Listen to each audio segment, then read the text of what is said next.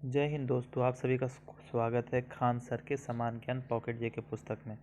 हम लोगों ने प्राचीन भारतीय इतिहास की शुरुआत की थी और प्राचीन भारतीय इतिहास में 19 चैप्टर को कंप्लीट किया। आज 20वां चैप्टर गुप्त साम्राज्य को कंप्लीट करेंगे।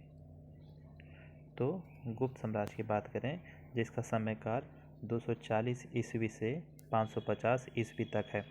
मौर्य साम्राज्य के पतन के बाद लंबे समय तक भारत पर एक शासन सूत्र के अंतर्गत नहीं आ सका।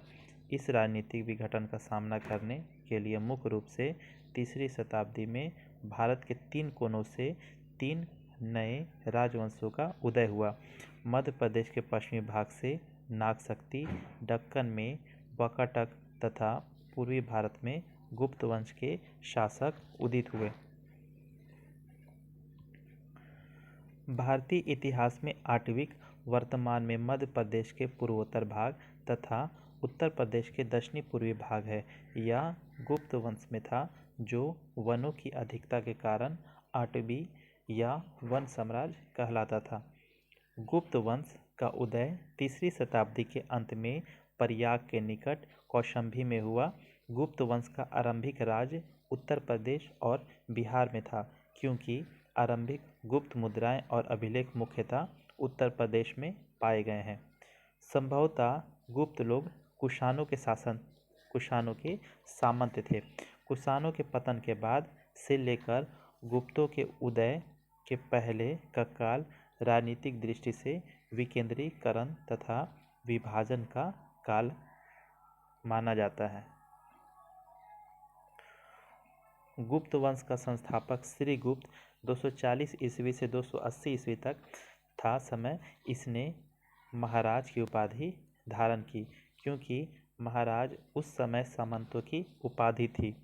चीनी यात्री इत्सिंग के अनुसार श्रीगुप्त ने पाटलिपुत्र में मंदिर का निर्माण करवाया। श्रीगुप्त का उत्तराधिकारी घटोत्कच था। गुप्त वंश का अगला शासक की बात करें तो चंद्रगुप्त प्रथम था, जिसका समयकाल 319 ईस्वी से 335 ईस्वी तक माना जाता है। गुप्त वंश का वास्तविक संस्थापक चंद्रगुप्त प्रथम को माना जाता है। ठीक है, गुप्त वंश का संस्थापक तो श्रीगुप्त था, लेकिन गुप्त वंश का वास्तविक संस्थापक चंद्रगुप्त प्रथम को माना जाता है। इसने महाराजाधिराज की उपाधि धारण की। इसने लिच्छवी राजकुमारी कुमार देवी से विवाह किया। इतिहास में एक नए संवत 319-20 ईस्वी में गुप्त संवत चलाने का श्रेय भी दिया जाता है। इसने सर्वप्रथम चांदी की मुद्राएं व राजा रानी प्रकार के सिक्के, विवाह प्रकार के सिक्के एवं श्री सिक्के चलाए। चंद्रगुप्त प्रथम के बाद अगला शासक समुद्रगुप्त बना, जिसका समयकाल 335 ईस्वी से 375 ईस्वी तक है। चंद्रगुप्त प्रथम का बाद उसका पुत्र समुद्रगुप्त शासक बना।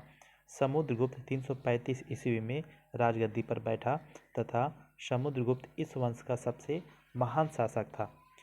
समुद्रगुप्त की बात करें तो वो साम्राज्यवादी व आक्रमणकारी शासक था। इसने उत्तर भारत, जिसे आर्यवर्त कहा जाता है, के 9 शासकों को पराजित किया और दक्षिणापथ के 12 शासकों को पराजित किया। लेकिन समुद्रगुप्त ने इसका विलय गुप्त साम्राज्य में नहीं किया तथा समुद्रगुप्त ने विदेशी शक्तियों को पराजित किया एवं उनसे भी कर वसूला। इसने लगभग संपूर्ण भारत को विजित किया तथा इन्हीं विजयों के कारण विंसेंट स्मिथ ने इसे भारत का नेपोलियन कहा। समुद्रगुप्त विजेता के साथ साथ कवि, संगीतक और विद्या का संरक्षक था। उसने सिक्का पर वीणा बजाते हुए चित्रित किया चित्र को तथा कविराज की उपाधि प्रदान की गई। समुद्रगुप्त विष्णु का उपासक था। हरिसेन समुद्रगुप्त का दरबारी कवि था तथा हरिसेन ने इलाहाबाद में स्थित प्रयाग प्रशस्ति की रचना की और इसकी भाषा संस्कृत थी। तो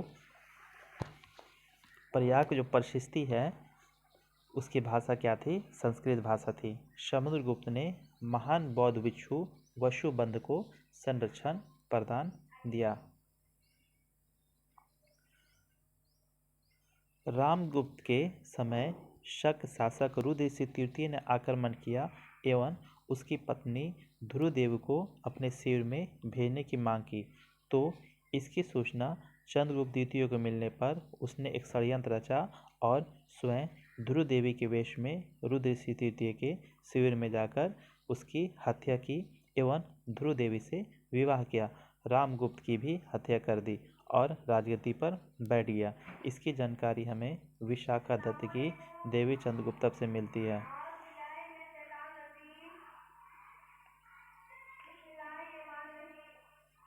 गुप्त वंश का अगला शासक की बात करें तो वो चंद्रगुप्त द्वितीय था, जिसका समयकाल 380 ईस्वी से 413 ईस्वी तक है। चंद्रगुप्त द्वितीय की बात करें तो चंद्रगुप्त द्वितीय समुद्रगुप्त का उत्तराधिकारी हुआ, जो 380 ईस्वी में राजगद्दी पर बैठा। शकों को पराजित करने के बाद चंद्रगुप्त द्वितीय ने विशेष प्रकार के चांदी के सिक्के जारी किए तथा विक्रमादित्य की उपाधि धारण की। इसने अपनी पुत्री प्रभावती गुप्ता का विवाह वकाटक नरेश रुद्रसेन से किया। कालिदास को भारत का शेक्सपियर कहा जाता है। कालिदास ने मेघदूत, रघुवंश, कुमार संभवन, विक्रमोर्वशीयम, मालविका, अग्निमित्र एवं अभिज्ञान संकुतलम पुस्तक की रचना की। तो ये पुस्तक जो है, इनमें से एक पुस्तक तो हर एग्जाम में जरूर पूछता है कि कौन सी पुस्तक कालिदास की है या नहीं है। अभिज्ञान संकुतलम पुस्तक में राजा दुष्यंत और शकुंतला की प्रेम विरह कथा है। यह दूसरी भारतीय पुस्तक है जिसका 40 विदेशी भाषाओं में अनुवाद किया गया है।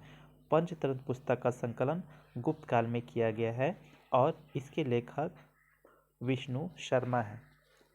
गुप्त काल के महान ज्योतिष एवं खगोल शास्त्री वराहमिहिर थे। गुप्त काल में सोने के सिक्के को दिनार कहा जाता था। चंद्रगुप्त द्वितीय महरौली दिल्ली में लौह स्तंभ का निर्माण करवाया, जो गुप्तकालीन धातु विज्ञान का सर्वश्रेष्ठ नमूना है। चंद्रगुप्त द्वितीय के नाम देवगुप्त, देवराज, देवश्री तथा उपाधियां विक्रमांक और परम भागवत थी। ठीक है, तो चंद्रगुप्त द्वितीय ने कौन कौन सी उपाधि धारण की थी? देवगुप्त की, देवराज की, देवश्री की तथा विक्रमांक परम भागवत। चंद्रगुप्त द्वितीय के शासनकाल में चीनी यात्री फाहियान भारत आया। फाहियान भारत स्थल मार्ग से आया और जल मार्ग से पुनः लौट गया था। अनुश्रुतियों के अनुसार इसके समय दरबार में 9 विद्वान थे जिन्हें नवरत्न कहा गया। ठीक है, तो चंद्रगुप्त के दरबार के जो नवरत्न हैं अगर देखें कौन कौन थे, तो कालिदास, अमरसिंह, घटकपाल, धन्वंतरी, वराहमिहिर, वरुचि, बेताल भट्ट, शंकु और छपनक, ये सभी चंद्रगुप्त के नवरत्न दरबारी थे। चंद्रगुप्त द्वितीय का संधि विग्राहक वीरसेन शैव था। चंद्रगुप्त के समय में पाटलिपुत्र एवं उज्जैनी विद्या के प्रमुख केंद्र थे। तो ये प्रश्न बन सकता है कि चंद्रगुप्त द्वितीय के समय विद्या के प्रमुख केंद्र कौन कौन थे? तो पाटलिपुत्र एवं उज्जैनी था। नोट: चंद्रगुप्त द्वितीय ने उज्जैनी को दूसरी राजधानी बनाया। अगला शासक कुमारगुप्त महेंद्रदित्य की बात करें तो इसका समयकाल 415 ईस्वी से 454 ईस्वी तक था। चंद्रगुप्त द्वितीय के बाद कुमारगुप्त महेंद्रदित्य ने 415 से 454 ईस्वी तक राजगद्दी पर बैठा। बिलसड अभिलेख से कुमारगुप्त शासक की प्रथम तिथि 415 ईस्वी ज्ञात होती है। गुप्त शासकों ने सर्वप्रथम अभिलेख कुमारगुप्त के मिलते हैं। तो गुप्त वंशों में जितने अभिलेख जारी हुए, तो सबसे पहला जो अभिलेख है, सर्वाधिक अभिलेख, सबसे ज़्यादा अभिलेख वो कुमारगुप्त के मिलते हैं। कुमारगुप्त की मयूर मुद्रा विशेष शैली की थी तथा 623 मुद्राएं बयाना मृदभांड से मिली। कुमारगुप्त के सिक्कों से पता चलता है कि उसने अश्वमेध यज्ञ किया था। नालंदा महाविद्यालय की स्थापना कुमारगुप्त ने की। इस विश्वविद्यालय को ऑक्सफोर्ड ऑफ महायान बौद्ध कहा जाता है। कुमारगुप्त ने महेंद्रादित्य, श्री महेंद्र तथा अश्वमेध महेंद्र आदि की उपाधियां धारण की। स्कंदगुप्त के भीतरी लेख की जानकारी मिलती है कि कुमारगुप्त के समय पुष्यमित्रों का आक्रमण हुआ, जिसे निपटने के लिए कुमारगुप्त ने अपने पुत्र स्कंदगुप्त को भेजा और पुष्यमित्रों को पराजित का सामना करना पड़ा। गुप्त में अगला शासक स्कंदगुप्त था, जिसका সময়काल 455 ईस्वी से 467 ईस्वी तक था। कुमारगुप्त की मृत्यु के बाद स्कंदगुप्त राजगद्दी पर बैठा और शासक बना। स्कंदगुप्त को गद्दी पर बैठते ही हुनों के आक्रमण का सामना करना पड़ा। इसकी जानकारी स्कंदगुप्त के जूनागढ़ अभिलेख से मिलती है। तो जूनागढ़ अभिलेख किसका है? वह स्कंदगुप्त है और हुनों ने आक्रमण किया था स्कंदगुप्त के समय। इसकी जानकारी जूनागढ़ अभिलेख से प्राप्त होती है तथा जूनागढ़ अभिलेख में हुनों को मलेच्छ कहा गया है। गिरनार पर्वत पर स्थित सुदर्शन झील का पुनः निर्माण स्कंदगुप्त ने करवाया। स्कंदगुप्त ने सुदर्शन झील के पुनः निर्माण का कार्य गवर्नर पर्णदत्त के पुत्र चक्रपालित को सौंपा था। चक्रपालित ने सुदर्शन झील के किनारे विष्णु मंदिर का निर्माण भी करवाया और स्कंदगुप्त की कहोम अभिलेख में इसकी उपाधियां शक्रादित्य थी। हुनों का आक्रमण 458 ईस्वी स्कंदगुप्त के शासनकाल में शुरू हुआ। तुर्मान हुनों का महत्वपूर्ण शासक था। गुप्त वंश का अंतिम शासक विष्णुगुप्त था। चीनी यात्री सुंग यून 6ठी शताब्दी में भारत आया था। प्राचीन समय में शतरंज खेल बहुत लोकप्रिय था। तो यहाँ पर गुप्त शासकों की कुछ उपाधियाँ दी गई है, जैसे श्रीगुप्त ने महाराज और आदिराज की उपाधियाँ धारण की। चंद्रगुप्त प्रथम ने महाराजाधिराज की उपाधि धारण की। चंद्रगुप्त द्वितीय ने विक्रमादित्य विक्रमा की उपाधि धारण की। स्कंदगुप्त ने क्रमादित्य की। घटोत्कच ने महाराज की उपाधि। समुद्रगुप्त पराक्रमांक और कविराज की उपाधि। कुमारगुप्त ने महेंद्रादित्य और सक्रादित्य की उपाधि धारण की। गुप्त साम्राज्य में प्रांतीय व्यवस्था जो थी, जैसे देश को राष्ट्र कहा जाता था, विषय को संभाल, पेट को तहसील, ठीक है, भुक्ति, राज्य को विधि, जिला को और ग्राम को ग्राम कहा जाता था। पदाधिकारियों के सर्वश्रेष्ठ वर्ग को कुमार मात्य कहा जाता है। गुप्त काल में कुमारगुप्त के दामोदर पुत्र ताम्रपत्र में भूमि बिक्री संबंधी अधिकारियों के क्रियाकलापों का वर्णन है। गुप्त काल में भूमि संबंधी करों की संख्या बढ़ गई, लेकिन वाणिज्य करों की संख्या घट गई। गुप्त काल में भू राजस्व 1/4 भाग से 1/6 भाग लिया जाता था। करों की अदायगी दोनों रूप, हिरण्य, नगद या फिर में, अन्य में की जाती थी। यहाँ पर कुछ प्रमुख करों के नाम दिए गए हैं, जैसे भाग क्या था, तो भूमि उपज का लगभग 1/6 भाग था। उदंग एक प्रकार का भूमि कर था। भोग राजा को प्रतिदिन दी जाने वाली फल फूल आदि की भेंट। उप परिकर एक प्रकार का भूमि कर। भूतावात प्रत्याय विदेशी वस्तुओं के आयात पर लगने वाला कर। शुल्क सीमा बिक्री की वस्तु आदि पर लगने वाला कर। हलविद हलकर या हलदंड हल रखने वाले प्रत्येक कृषक के द्वारा। मंदसौर अभिलेख से रेशम बुनकरों की श्रेणी द्वारा विशाल सूर्य मंदिर के निर्माण का उल्लेख मिलता है। सभी व्यापारिक मार्ग उज्जैन में आकर मिलते थे, ठीक है। जो भी व्यापारिक मार्ग होता था, जहाँ से व्यापारी गुजरते थे, वे सभी उज्जैन में आकर मिलते थे। गुप्त काल में वस्त्र उद्योग सबसे महत्वपूर्ण था। गुप्त काल में आय व्यय लेखन कार्य करने वाले कायस्थ कहा गया, जिसका सर्वप्रथम उल्लेख याज्ञवल्क्य ने किया है। गुप्त शासकों ने सर्वाधिक मुद्राएं जारी की और इन स्वर्ण मुद्राओं को दिनार कहा जाता था। चांदी के सिक्के का प्रयोग स्थानीय लेन देन में किया जाता था। चांदी के सिक्के चंद्रगुप्त द्वितीय के शकों के विरुद्ध विजय के बाद आरंभ किए गए थे। गुप्त साम्राज्य को भारतीय सभ्यता या हिंदुत्व का स्वर्ण युग माना जाता है। विंध्य जंगल में सवर जाति के लोग अपने देवताओं को मनुष्य का मांस चढ़ाते थे। प्रथम सती होने का प्रमाण का साक्ष्य 510 ईस्वी के भानुगुप्त के एरन अभिलेख से मिलता है, जिसमें गोपालराज नामक सेनापति की स्त्री के सती होने का उल्लेख मिलता है। तो सती होने का प्रथम साक्ष्य कहाँ मिलता है? भानुगुप्त के एरन अभिलेख में। गुप्त काल में वेश्यावृत्ति करने वाली महिलाओं को गणिका कहा जाता था और वृद्ध वेश्याओं को कुटिनी कहा जाता था। गुप्त शासकों का व्यक्तिगत धर्म वैष्णव धर्म था। वैष्णव धर्म को राजधर्म बनाया तथा गुप्त वंश का राजकीय चिन्ह भी गरुड़ था। चंद्रगुप्त द्वितीय ने विष्णुपद मंदिर जो है विष्णुपद पर्वत पर विष्णु ध्वज की स्थापना की। वैष्णव धर्म का प्रधान अंग अवतारवाद था। गुप्तकालीन मंदिर कला का सर्वोत्तम उदाहरण देवगढ़ का दशावतार मंदिर है, जिसमें सर्वप्रथम शिखर का प्रयोग किया गया। गुप्तकालीन मंदिर की बात करें तो एक पार्वती मंदिर नसना कोठार मध्य प्रदेश में, शिव मंदिर भूमरा खो नगोदा मध्य प्रदेश, विष्णु मंदिर तिगवा जबलपुर मध्य प्रदेश और ईंटों द्वारा निर्मित 10 अवतार मंदिर देवगढ़ ललितपुर उत्तर प्रदेश में एवं लक्ष्मण मंदिर भीतरगांव कानपुर उत्तर प्रदेश में बनाया। रूप भित्ति चित्रकारी या फ्रेस्को पेंटिंग का प्रयोग सर्वप्रथम अजंता एलोरा की गुफाओं में किया गया है।